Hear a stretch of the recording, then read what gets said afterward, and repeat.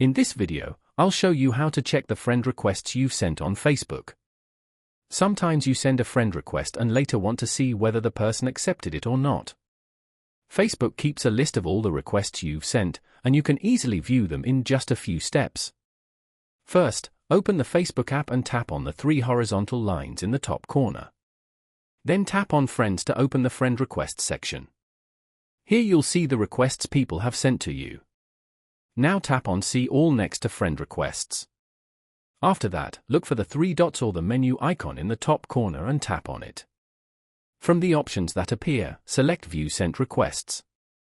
Once you tap on it, Facebook will show you a full list of all the friend requests you've sent that haven't been accepted yet.